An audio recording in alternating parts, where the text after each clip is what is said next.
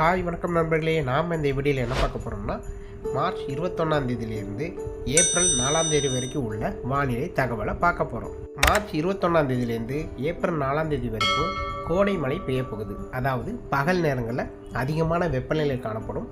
மாலை அல்லது இரவு அல்லது அதிகாலை நேரங்களில் இடியுடன் கூடிய கனமழை, மிதமான மழை, சில இடங்களில் சாரல் மழையும் பெய்யும். எந்தெந்த மாவட்டங்களில் எந்த அளவு மழை இருக்குங்கிறத நம்ம பார்க்கலாம். அதாவது மேற்கு தொடர்ச்சி மலைகள் தென் மாவட்டங்கள் மற்றும் மேற்கு தொடர்ச்சி மலையை ஒட்டியுள்ள மாவட்டங்கள், அதாவது கன்னியாகுமரி, திருநெல்வேலி, தென்காசி, விருதுநகர், தூத்துக்குடி, ராமநாதபுரம், தேனி, திண்டுக்கல், மதுரை, திருப்பூர், கோயம்புத்தூர், நீலகிரி, ஈரோடு, சேலம், கிருஷ்ணகிரி, தருமபுரி ஆகிய மாவட்டங்களில் பகல் நேரங்களில் அதிகபட்ச வெப்பநிலை பதிவாகும். மாலை அல்லது இரவு அல்லது அதிகாலை நேரங்களில் கனமழை பெய்யும். சில இடங்களில் மிதமான மழை, சில இடங்களில் சாரல் மழை பெய்யும்.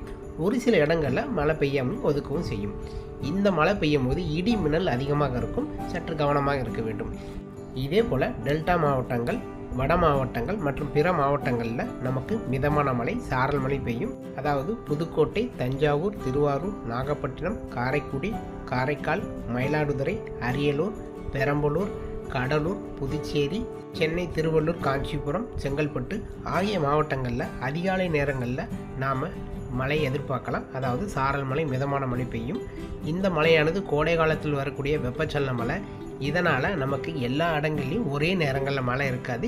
சில இடங்களில் மழை பெய்யாமல் ஒதுக்கவும் செய்யும்.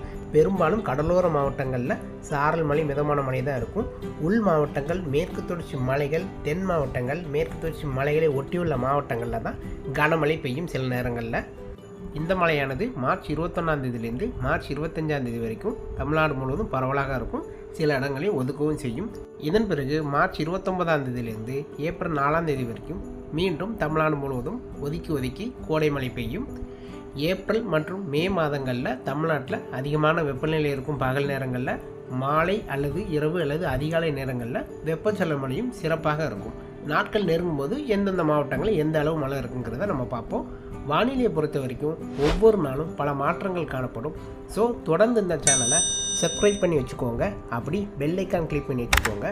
அப்போ தான் நான் கொடுக்குற வானிலை தகவல் உங்களுக்கு வந்து சேரும். மீண்டும் அடுத்த வீடியோவில் வேறொரு நாள் வானிலை தகவலோடு உங்களை சந்திக்கிறேன். நன்றி, வணக்கம்.